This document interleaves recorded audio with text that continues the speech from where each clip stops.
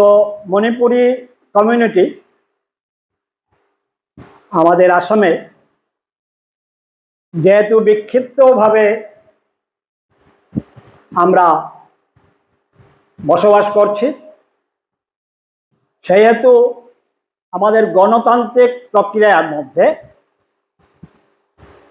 অ্যাসেম্বলিতে একজন জনপ্রতিনিধি হিসাবে পাঠানোর কোনো সুযোগ নেই, যেহেতু গণতান্ত্রিক প্রক্রিয়ায় সংখ্যা তত্ত্বটাই আসল।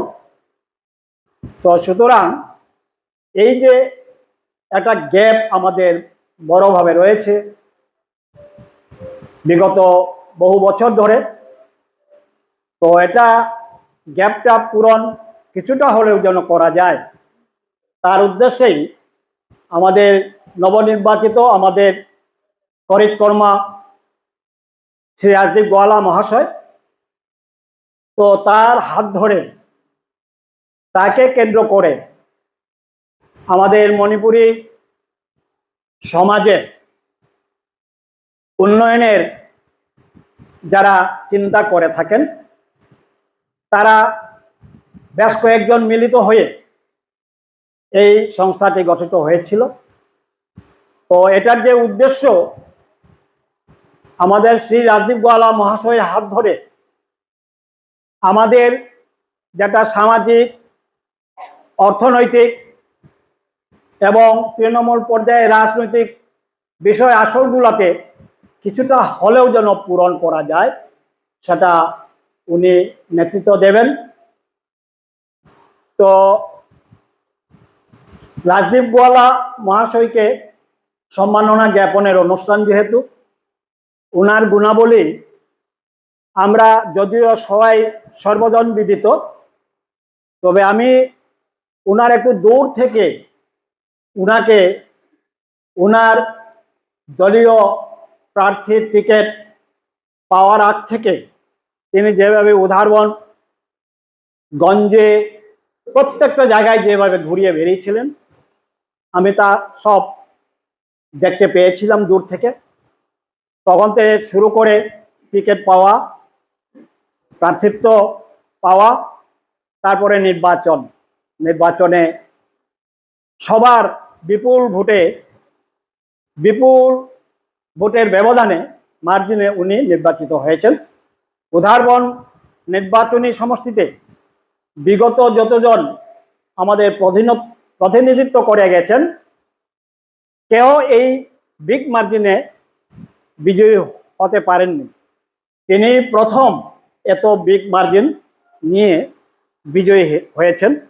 এটা একটা ইতিবাচক আমাদের 115 LAC উদাহরণের জন্য। তো আমি প্রথমে একটা অলঙ্করণ শব্দ প্রয়োগ করেছিলাম, করিতকর্মা। সত্যি উনি নির্বাচনে প্রাককালেই উনি যেভাবে ঘুরে বেরিয়েছিলেন, ঠিক আমরা একদিন টেবিল টেনিস ক্লাবের তরফ থেকে একদিন সুযোগ পেয়েছিলাম ওয়ান ইভিনিং। তো উনাকে নিয়ে আমরা আমাদের ক্লাবের কয়েকজন বিশিষ্টজনেরা মিলে, এবং আমাদের একজন টিটি একাডেমি চলছে, কিছু প্যাডলার্স এবং গার্জিয়ানস জড়ো হয়ে উনার সঙ্গে আলাপ আলোচনা করেছিলাম। তিনি ওইখানে একটি বক্তব্য রেখেছিলেন। ওই বক্তব্যের থেকেই তিনি যে একজন রাজনৈতিক পরিবার থেকে যে জন্ম হয়ে গ্রো আপ করেছেন, সেটার পরিচিতি, কথার ভঙ্গি, তার শব্দ চয়ন এত ভালো লেগেছিল আমাদের। সত্যি ওনাকে ধন্যবাদ জানাই। এবং পরবর্তীতে কষ্ট তো হবেই, নির্বাচন প্রচারে বিভিন্ন দল গোষ্ঠীকে নিয়ে তিনি গেছিলেন। তো তারপরে নির্বাচিত হওয়ার পরে তিনি আমাদের বিধানসভায় গিয়েই তার শপথ গ্রহণের পর থেকে তিনি তৎপরতা শুরু করেছিলেন। সত্যি ভালো লাগে। আমাদের উদাহরণ এলাকার জন্য এই প্রথম রাস্তাঘাট নিয়ে তিনি খোঁজখবর নিয়েছিলেন। রাস্তাঘাট হয়নি বলে নয়, হয়েছে, আরও কতটুকু অপূরণ রয়েছে এবং যেগুলো হয়েছে গুণগত মান কি এইগুলা নিয়ে তিনি তৎপর হয়েছেন।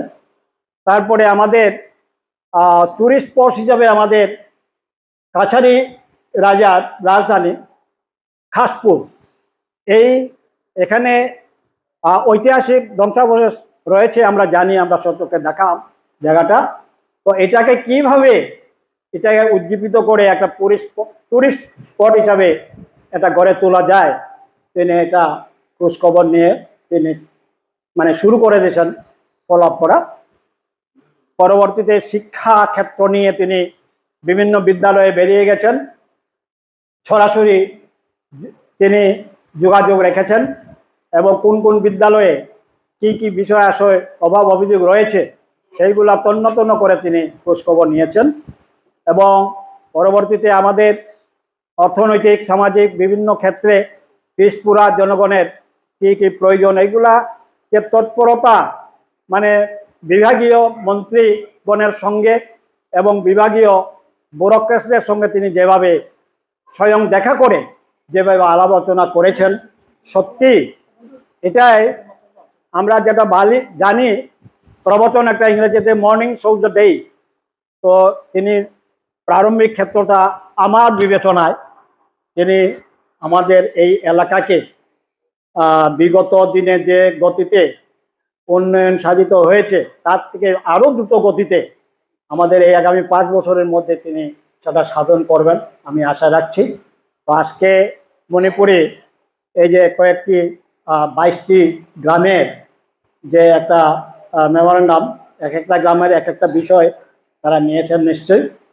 তো এখানে রাস্তাঘাট মানে আমাদের সনাতনী পরম্পরা রক্ষার যে দেবদেবীদের মণ্ডপ ইত্যাদি কিছু রয়েছে, কিন্তু আরও আমাদের স্বাস্থ্য ক্ষেত্র, শিক্ষা ক্ষেত্র, এই যে ফ্রেন্ডস ক্লাব, এটা আরও উজ্জীবিত হয়ে আগামীতে আমাদের মণিপুরি গ্রামগুলিতে চষে বেরিয়ে কোনখানে পানীয় জল থেকে শুরু করে কী কী অভাব রয়েছে এটা যদি তন্ন তন্ন করে আমরা যদি একটু সার্চ করি তাহলে আগামীতে আরও ওনার সহযোগিতায় আমরা কাজ করিয়ে নিতে পারবো এই আশা রেখে ওনার যে এখানে শুভ পদার্পণ এই আমাদের ফ্রেন্ডস ক্লাব কে তাদের আহ্বানে আপনি যে সুযোগ দিয়েছেন তার জন্য আমি একজন অ্যাডভাইজারের একজন সদস্য হিসাবে বলে ওনাকে আমি অশেষ অশেষ ধন্যবাদ এবং কৃতজ্ঞতা জ্ঞাপন করে এবং সবাইকে আবারও নমস্কার জানিয়ে আমার বক্তব্য এখানেই